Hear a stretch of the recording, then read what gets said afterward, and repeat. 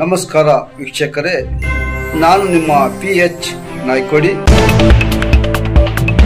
Sindagi news. Yaragal ಕೆಡಿ Sangamnath ಸಕ್ಕರೆ ಕಾರ್ಖಾನೆಯಲ್ಲಿ ತೂಕದ ಮೋಸ ಆರೋಪ, ರೈತರ ಆಕ್ರೋಶ. ವಿಜಯಪುರ ಜಿಲ್ಲೆ ಸಿಂದಗಿ ತಾಲೂಕಿನ ಬರುವ ಯರಗಲ್ ಕೆಡಿ ಸಂಗಮನಾಥ್ ಸಕ್ಕರೆ ಕಾರ್ಖಾನೆಯಲ್ಲಿ ಕಬ್ಬಿನ ತೂಕದಲ್ಲಿ ರೈತರಿಗೆ ಮೋಸ ಮಾಡಲಾಗುತ್ತಿದೆ ಎಂಬ ಗಂಭೀರ ಆರೋಪಗಳು ಕೇಳಿಬಂದಿವೆ.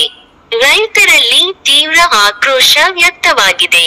ಈ ಕುರಿತು ಮಾತನಾಡಿದ ರೈತ ಸಂಘದ ರಾಜ್ಯ ಕಾರ್ಯದರ್ಶಿ ಪೀರು ಕೆರೂರ ಅವರು, ತೂಕದ ಅಕ್ರಮಗಳಿಂದ ರೈತರಿಗೆ ನಷ್ಟವಾಗುತ್ತಿದ್ದು, ಸಂಬಂಧಿಸಿದ ತಾಲೂಕು ಅಧಿಕಾರಿಗಳು ತಕ್ಷಣ ಗಮನಹರಿಸಿ ಪರಿಶೀಲನೆ ನಡೆಸಬೇಕು ಎಂದು ತಿಳಿಸಿದ್ದಾರೆ.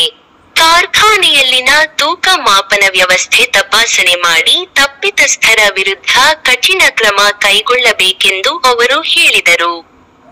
ಈ ವಿಷಯದಲ್ಲಿ ತಾಲೂಕು ಆಡಳಿತವು ಯಾವ ರೀತಿಯ ಕ್ರಮವನ್ನು ತೆಗೆದುಕೊಳ್ಳುತ್ತದೆ ಎಂದು ರೈತರು ಕಾದು ನೋಡುತ್ತಿದ್ದಾರೆ. ವರದಿ ಶಂಕರಗೌಡ ಹಚ್ಚಡದ.